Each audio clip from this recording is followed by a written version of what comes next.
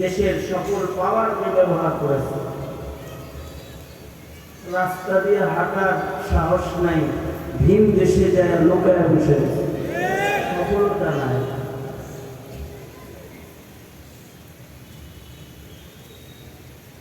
এ কারণে এইটার জন্য মেহনত প্রতিযোগিতায় অংশগ্রহণ করা দুনিয়ার জন্য এটা বোকামি।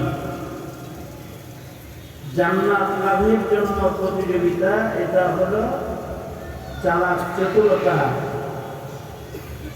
এ কারণে আল্লাহ তাআলা বলেন, তোমরা জান্নাত দখলের জন্য প্রতিযোগিতা করো। তোমাদের জিন্দেগির মেহনত, তোমাদের জিন্দেগির দৌড়াদৌড়ি, তোমাদের জিন্দেগির সর্বোচ্চ কোরবানি সব হবে আল্লাহর জান্নাত কামাই করার জন্য। যেই জান্নাতের সবচেয়ে ছোট জান্নাত যেটা আরদুহাস সামাওয়াতু ওয়াল আরদ, আসমান জমিন যত বড়, আল্লাহর একটা ছোট্ট জান্নাত কত বড়। আল্লাহ বলেন, সারিউ ইলা মাগফিরাতিন মির রাব্বিকুম ওয়া জান্নাতিন আরদুহাস সামাওয়াত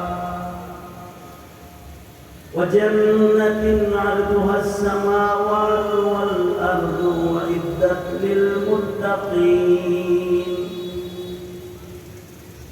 তোমরা আসমান জমিনের আয়তনের সমপরিমাণ যেই একটা ছোট্ট জান্নাত, বড়টার কোন সীমানা টিমানা নেই।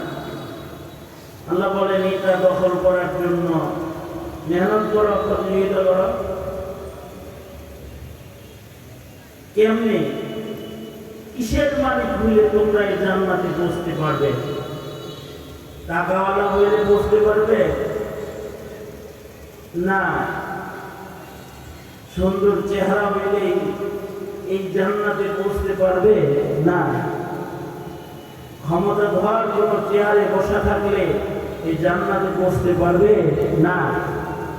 জান্নাত কোনো পয়সাওয়ালার জন্য না, সুন্দর চেহারার জন্য না, ক্ষমতাওয়ালার জন্য না। জান্নাত প্রস্তুত করা হয়েছে মুত্তাকি বান্দাদের জন্য।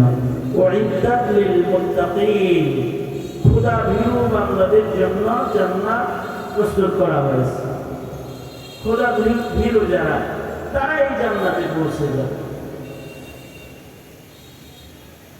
পৃথিবীর সবচেয়ে আলোচিত ক্ষমতাধর খলিফাতুল মুসলিমিন যিনি, তিনিও জান্নাত পাওয়ার ব্যাপারে ভয় ভীতিতে থাকতেন।